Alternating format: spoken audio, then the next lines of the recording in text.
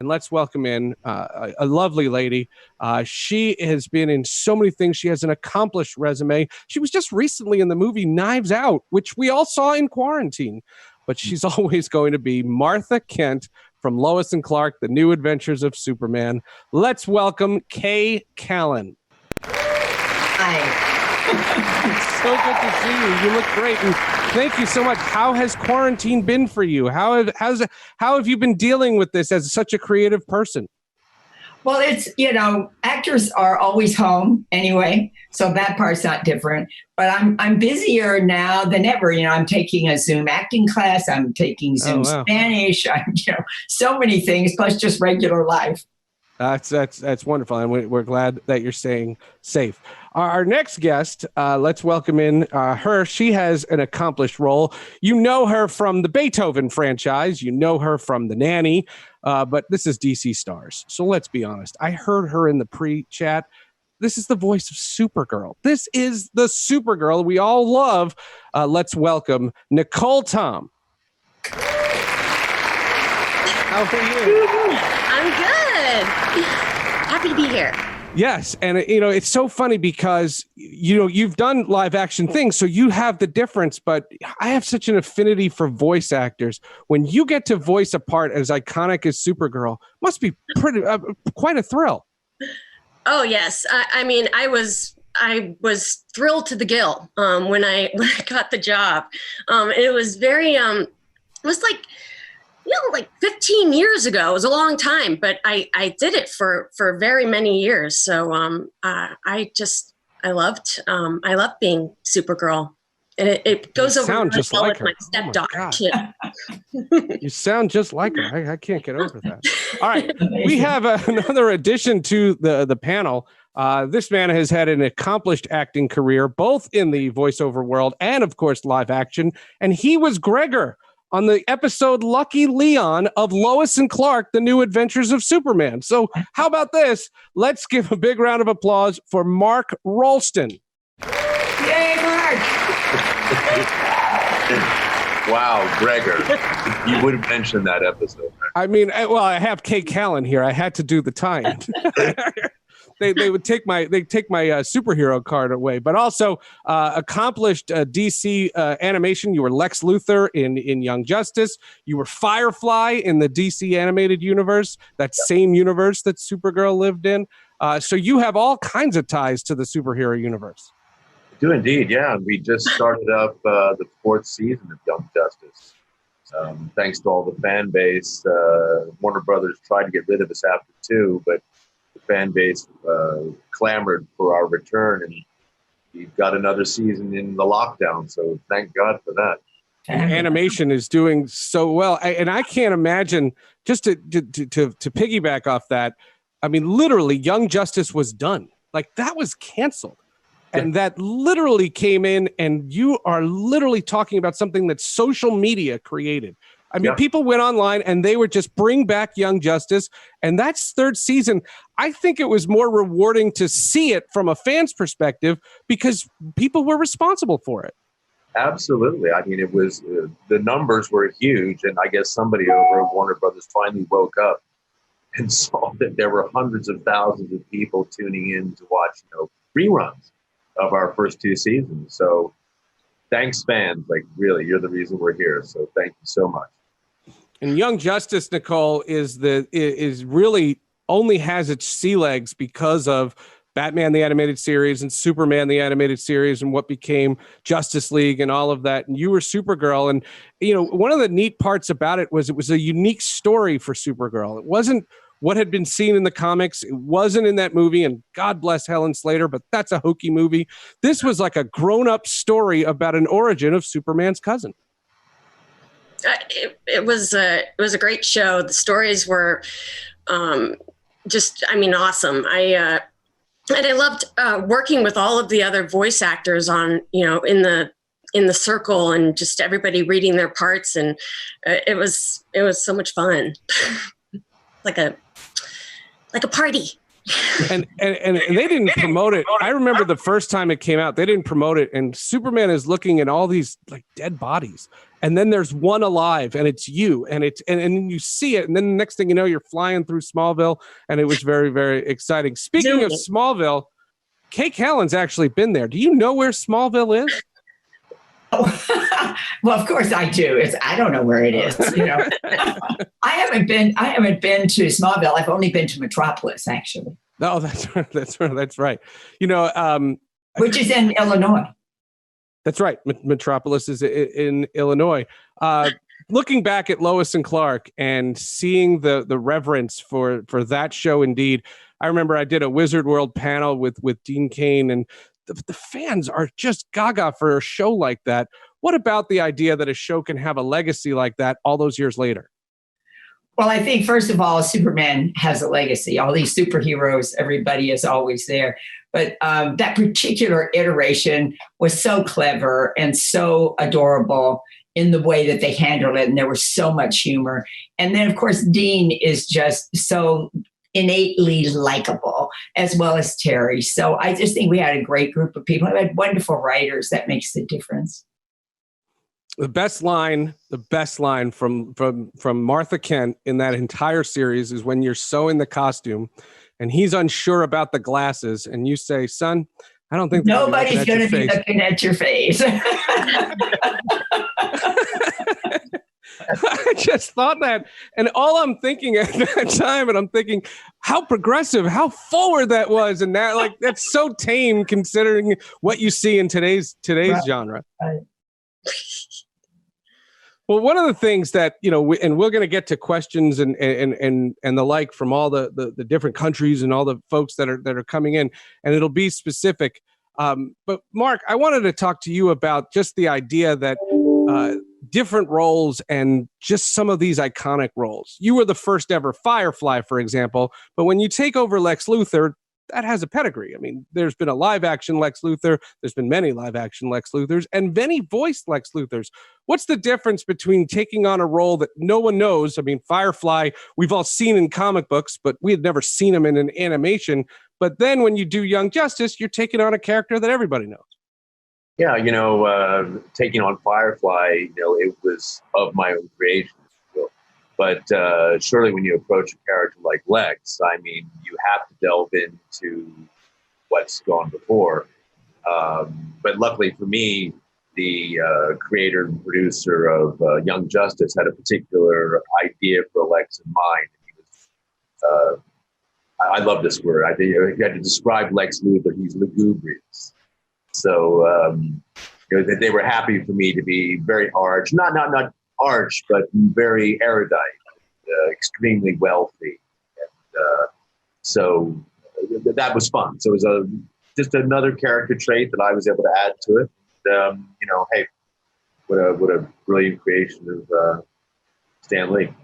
And they kept asking you back because, for example, when they did Batman Beyond, they asked you back for that, and you know that's a forward-thinking show. I mean, they created a whole universe just to perpetuate the legacy of Batman.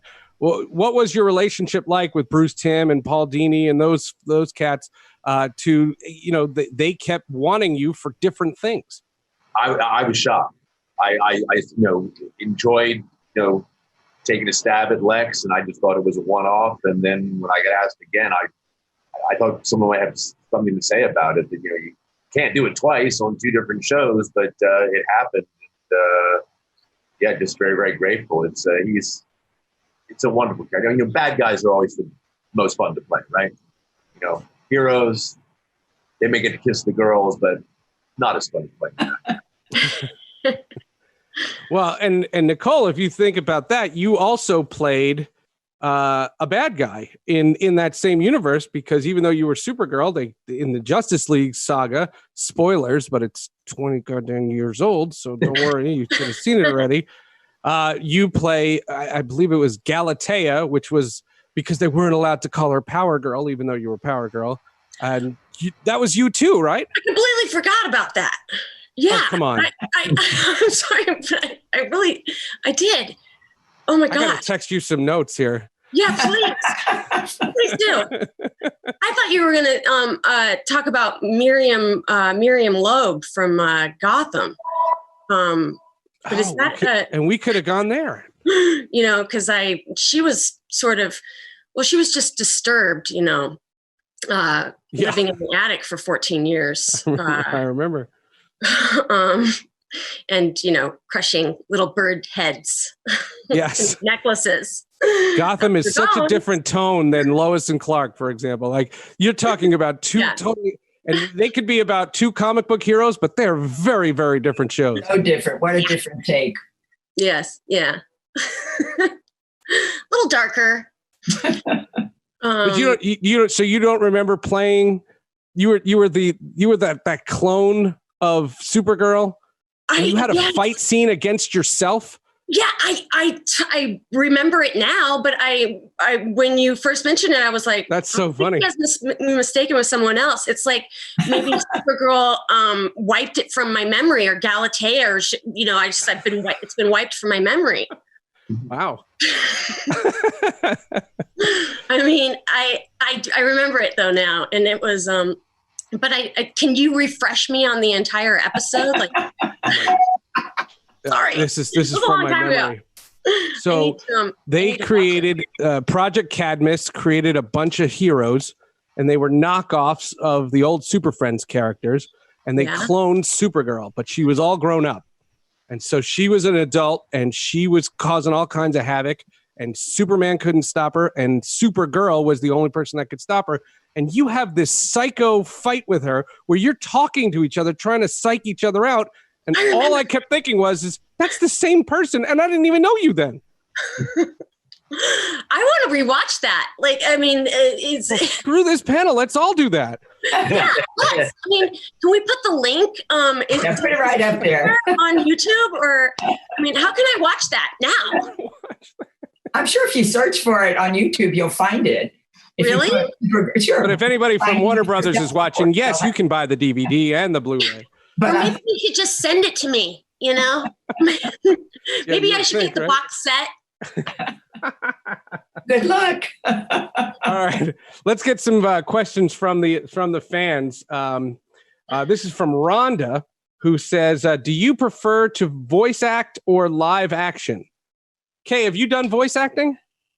Actually, I was a character on King of the Hill, but I haven't done very much. I played Tilly on King of the Hill for a few episodes. And I think every actor would love to do a lot more voice than they get to. And frequently, a lot of voice actors would like to do a lot more on camera than they get to. The grass is always greener. Right. Yeah. They're completely different. Yeah. With voice, you don't really get to leave your, the booth that much. With, live action shows, you get to travel, and it's just they're both wonderful. Probably voice is a little easier. What about you, Mark? Yeah, I have to say, I mean, I'm lucky to have had the best of both worlds. But certainly during the lockdown, my agents quickly called and said, "Hey, if you don't have a home recording booth, you're not going to work." So I managed, pure serendipity. I emptied a closet, found a live outlet, and I could go on and on. But I actually created this thing in the middle of my office, and it's paid for itself already. So it's I love voice acting. In fact, when I was 19 in England at drama school, there was a call put out for an American voice to voice Jackie Chan. And I landed it. So when I ended up doing Rush Hour with Jackie, I had a quiet moment. I said, "Hey, Jackie, by the way, I revoiced you in Drunken Monkey and Drunken Master." And he looked at me and he was like, "What? You were me? No way." Very funny.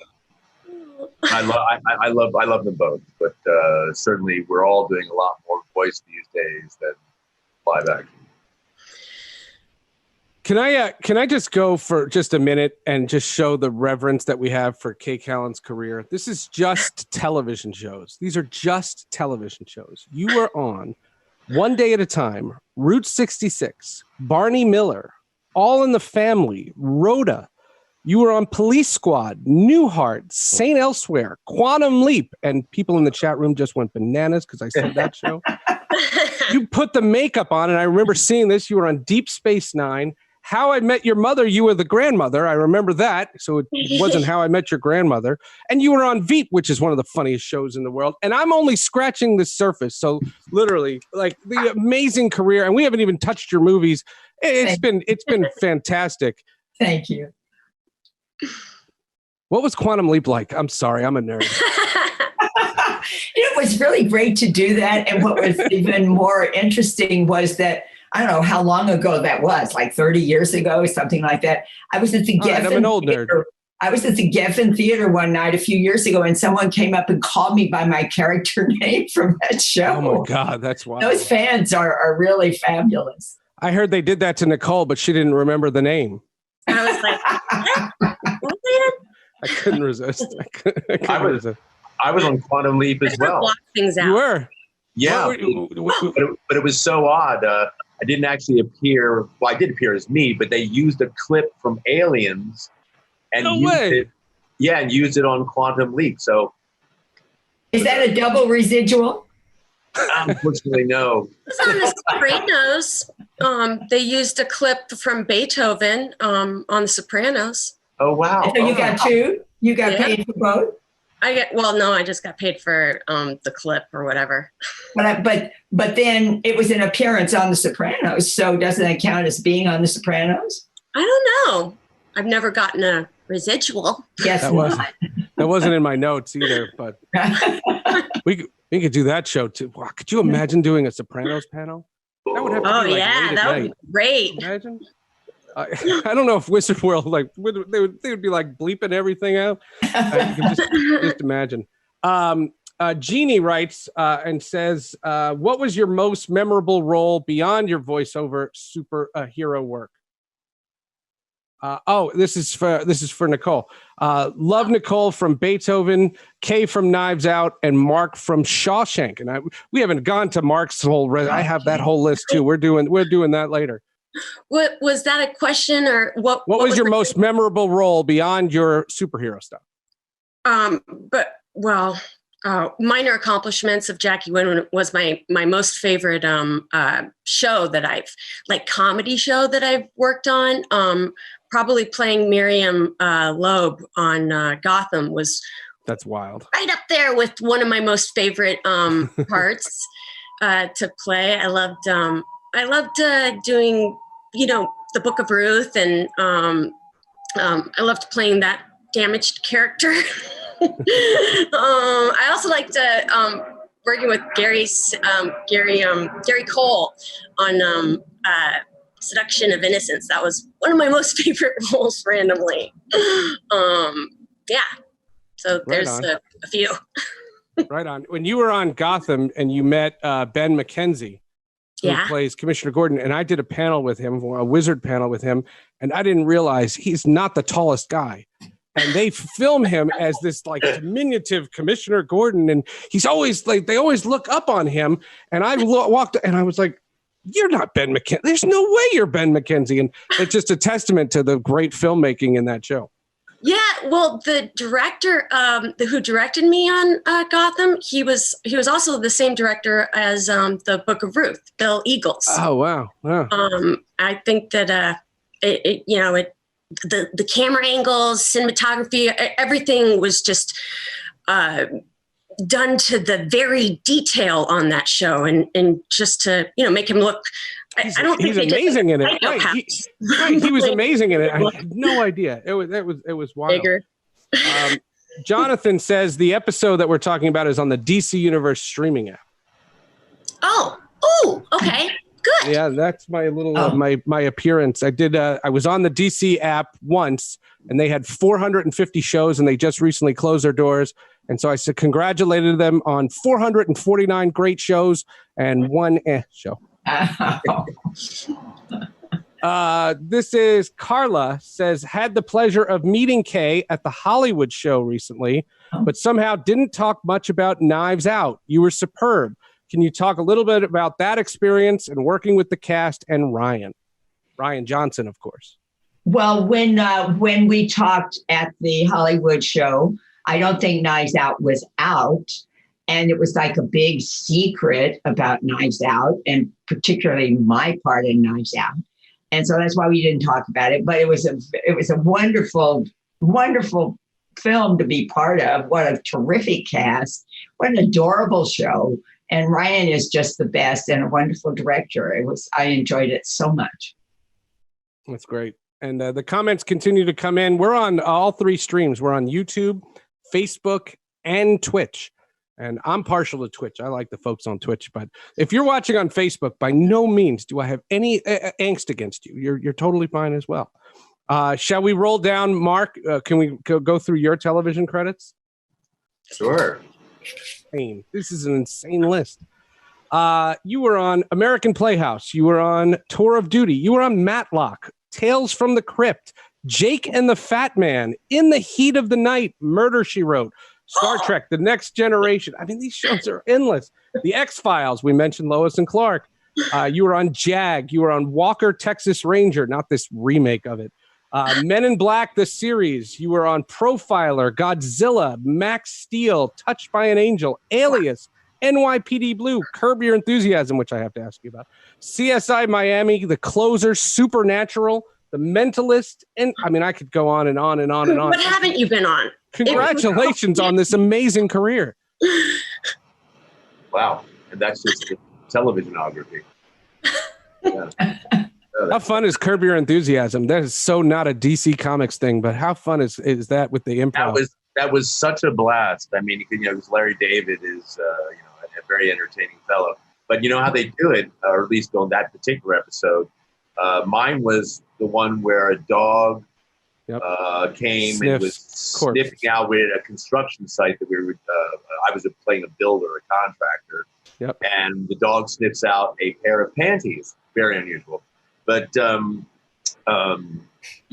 way we do the show is everyone comes together and Larry passes out little 3x5 cards with your intention in the scene.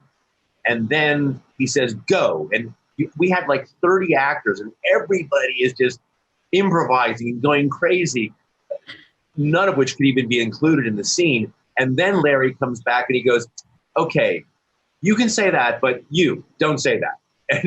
And then you rehearse again. It was the most incredible, insane process. But, it shows up on the screen and it's hysterical. So that's crazy. That process is just as fascinating as the show itself. It's wild.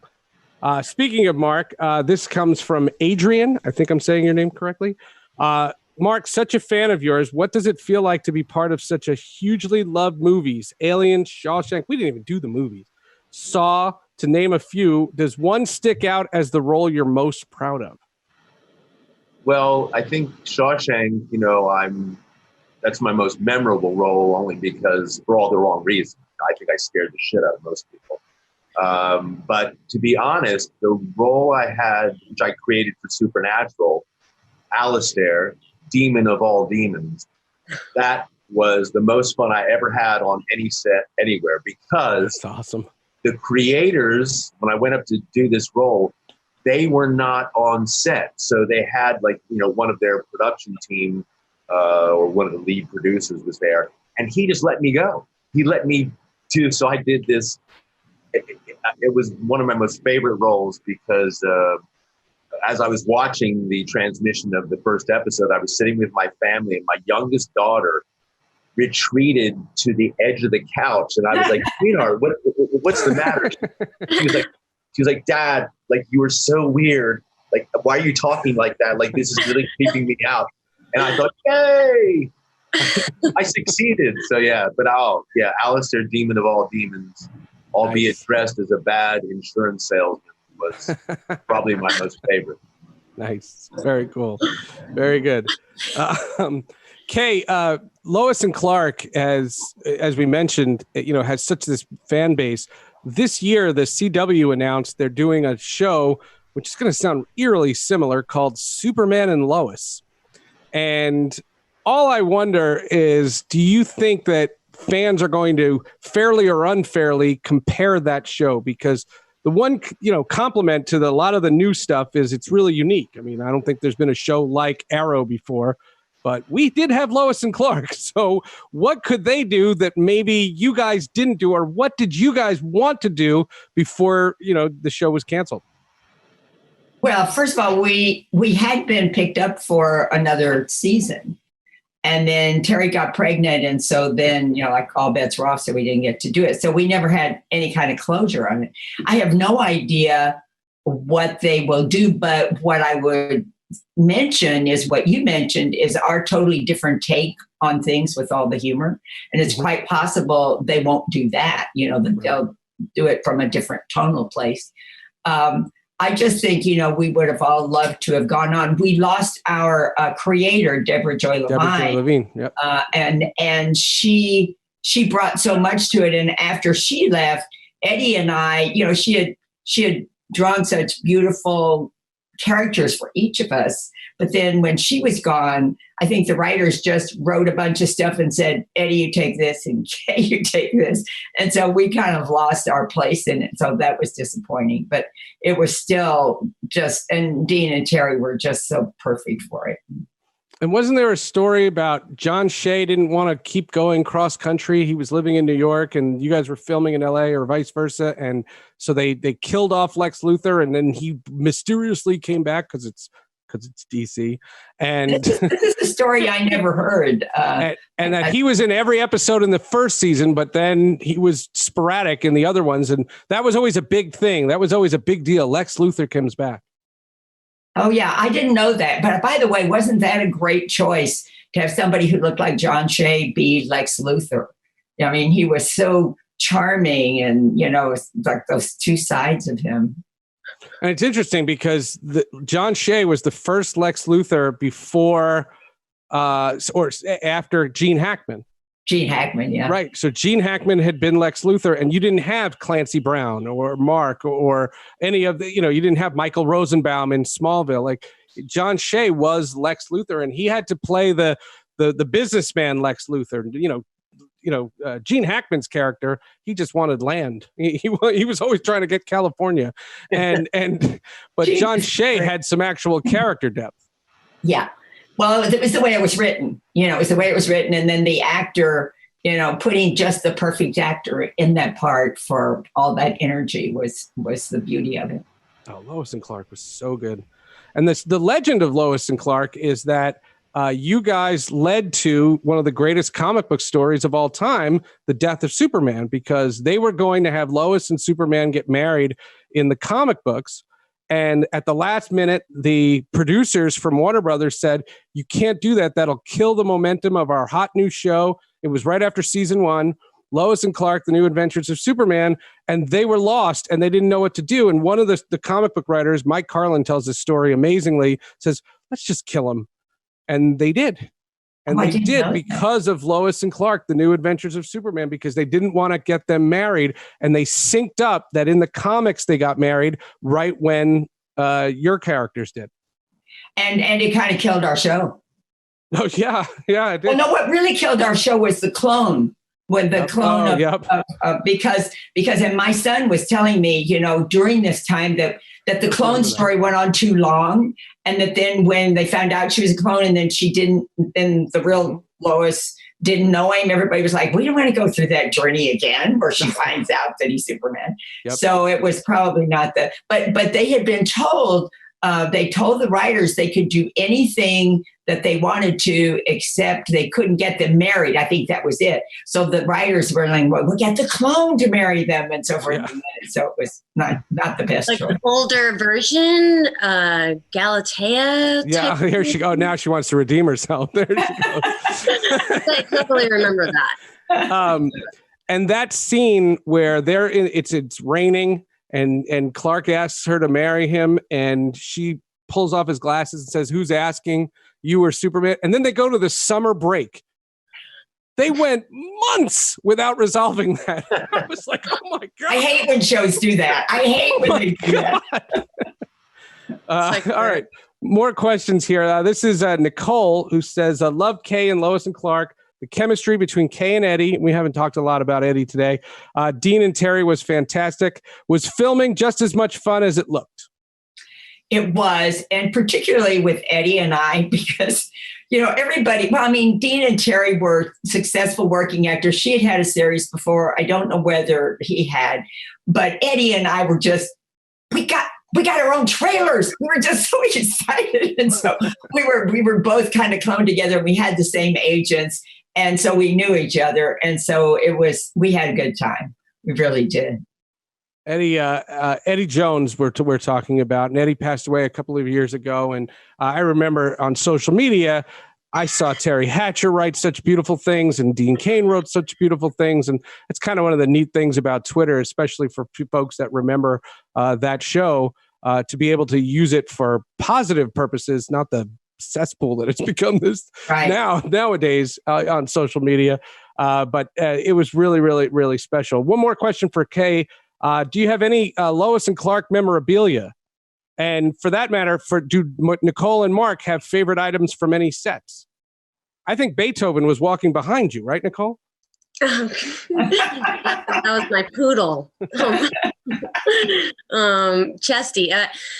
I used to take something from each set. I wouldn't like steal something, but I would one time, or like I did this movie called Rave, and I used to take like the parking signs, or the signs that would direct people to cast and crew parking, and then it would have everybody sign that. So I took the parking sign for that, and I'm trying to think of what else for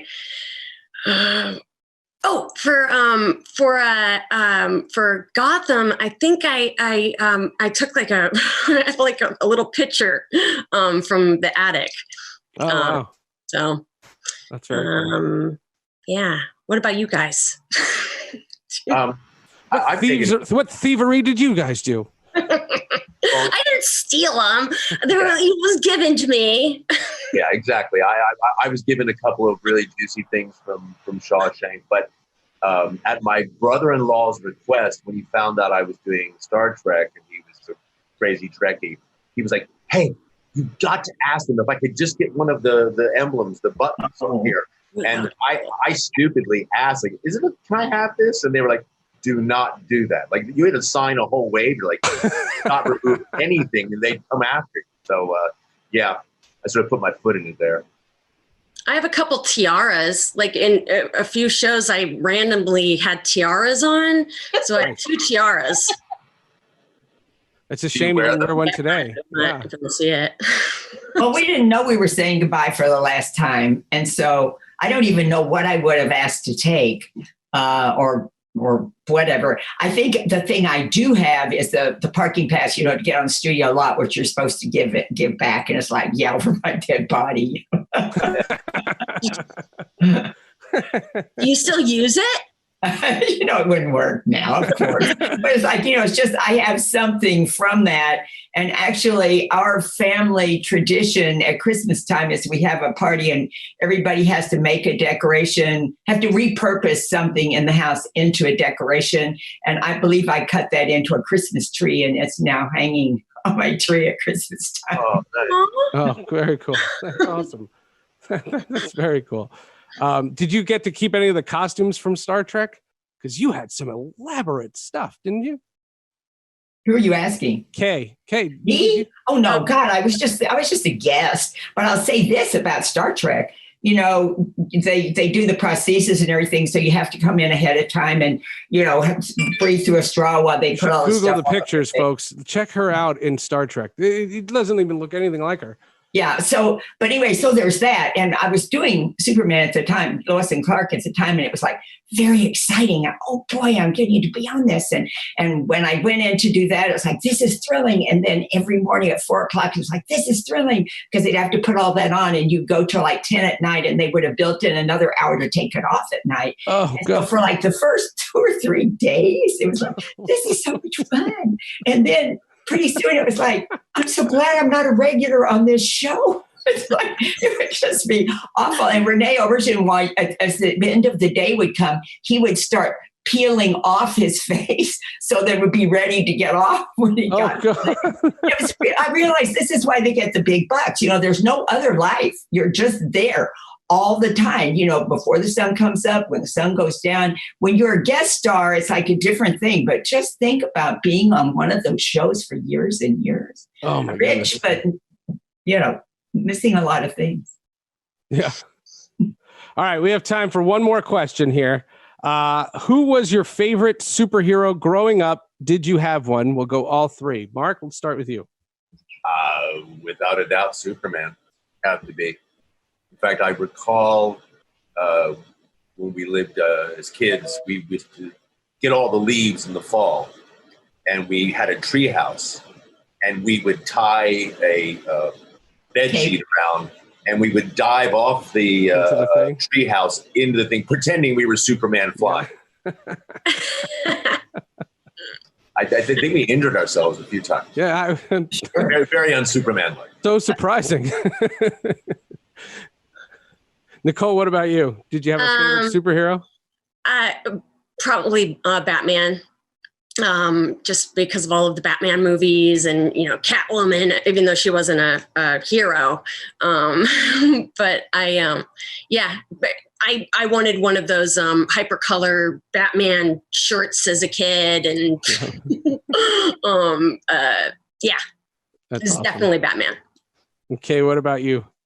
I have no real memory of that, but I do know I named my cat Lois Lane. So I must have been really into Superman, even though I don't remember much about it. Wow. That's like telling the future. Yes. Yeah, wasn't it? Yeah. That's awesome. That's awesome. Well, we're getting the word. I gave some of the countries beforehand. We literally have folks watching all over the planet. It's really amazing. Do you guys, as we wrap this up, have any final words, just a message to all the folks that are watching from near and far? We can do the same order. We can go in any order. Just anybody take it. Well, everybody's so polite. We all have a lot of time to ourselves these days. And it's amazing that something like this can facilitate all of us meeting, albeit in the digital world. But thanks for tuning in, and we're grateful to all of you. Thank you. Yes, thank you. Thanks for everyone around the world tuning in to this portal. It's been fun, and I send everyone a big virtual hug. Very nice. Okay. Well, what I want to say is that, first of all, this has been so fun. And to think about people all over the world are watching this, and isn't the technology astounding? But for me, with what's going on now with us doing this, it's made me forget everything else that's going on, which is what a gift. I'm very grateful, and thank you, everybody. And thank you that we get a chance to do this. And this is one of the things in the world right now that is cool, is the technology to do something like this. Well said. Yeah, there's one good thing that brings everybody together, from this weird time. Yeah. There's no question. And don't forget we want to send a special shout out to the folks watching on Twitch, on Facebook, and on YouTube, and remind everybody that you can get paid exclusive experiences, one-on-one private video chats. Someone can give the history of Galatea to Nicholle if you want. You can get autographs, custom video recorded messages at wizardworldvirtual.com. That's wizardworldvirtual.com. One more time, let's give a virtual round of applause to Mark Rolston, Nicholle Tom, and K Callan, the DC Stars panel. Thank you, Seth. Thank you. Thank you, everybody. Hey, this is Alex Malari Jr., and you are watching Fandom Spotlight. Be sure to hit that like button, share, and subscribe. Your Emperor commands it. Thanks for watching.